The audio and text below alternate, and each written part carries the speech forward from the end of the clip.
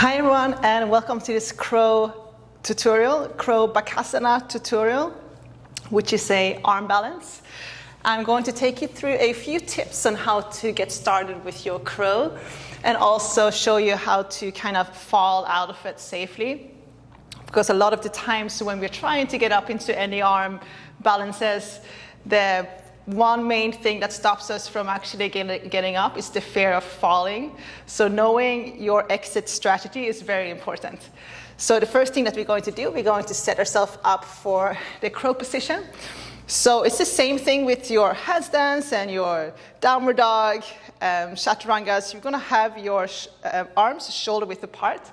So you can start with bending your elbows and then bending your elbows back like you're doing a chaturanga. So just making sure that you're feeling the side of your arm brushing the side of your back or side of your body, rib cage.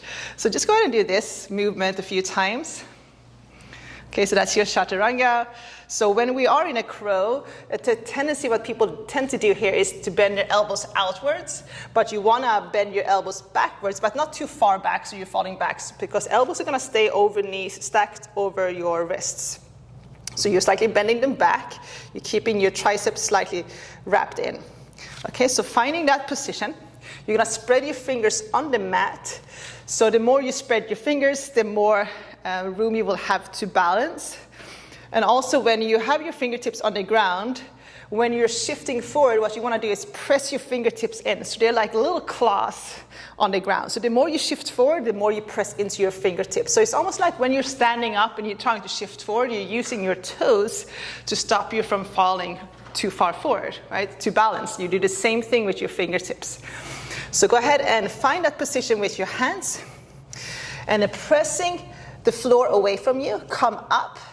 So now you might have a really tight hamstring, so that's okay, then you can keep your knees bent. Now pressing the floor away from you, I want you to tiptoe forward. Feet are going to be the same width as your hands. And then tiptoe forward even more. So again, this you can do with your knees bent like that as well if your hamstrings are tight, as I said. Okay, so you're going to bring your knees high up onto your triceps. You can even start back here. I'm going to start a little bit higher up onto my tiptoes. I look forward, knees are really high up onto my triceps, almost to where my armpits are, because when I come up, they're going to slide down slightly again anyway. So, or at least they do that when I'm doing it. So knees high up onto your triceps, you look forward. If you look down, more than likely you're going to roll and fall down. So look slightly forward. You're going to shift forward, so you see how I'm bending my elbows backwards? They're not bending out.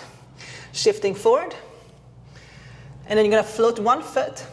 As the second foot comes up, you're going to shift forward a little bit more, press into your fingertips and float the second foot up. As the second foot comes up, try to bring your big toes to touch.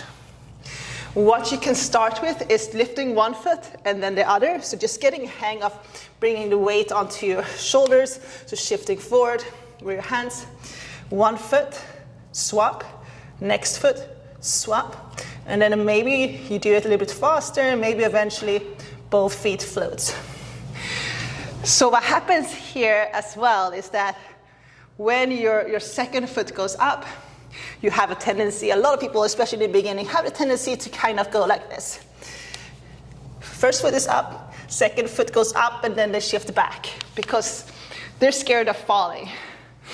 So if you fall, you can either tuck your chin under and then fall onto the top of your head. So you kind of looks like you fall, you fall on top of your head like this, and then you start over.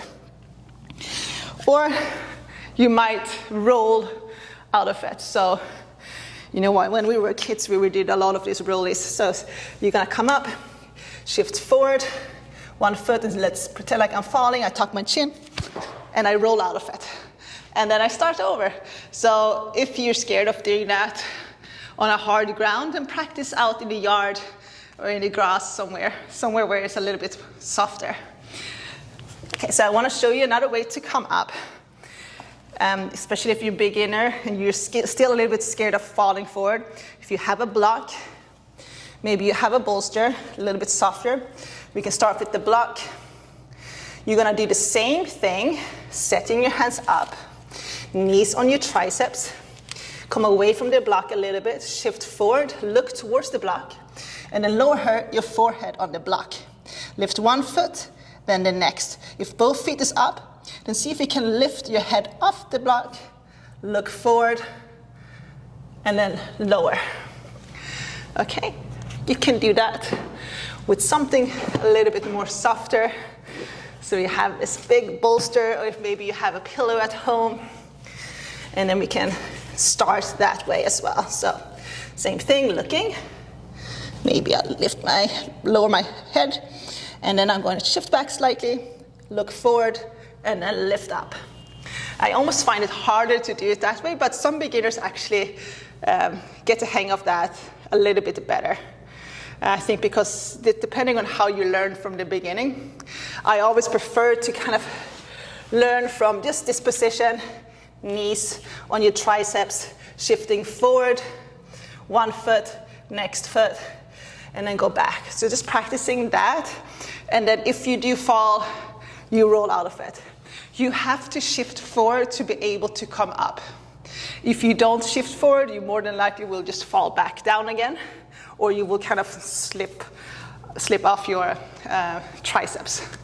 Okay, there is another way to do it, which is starting with in a tripod position.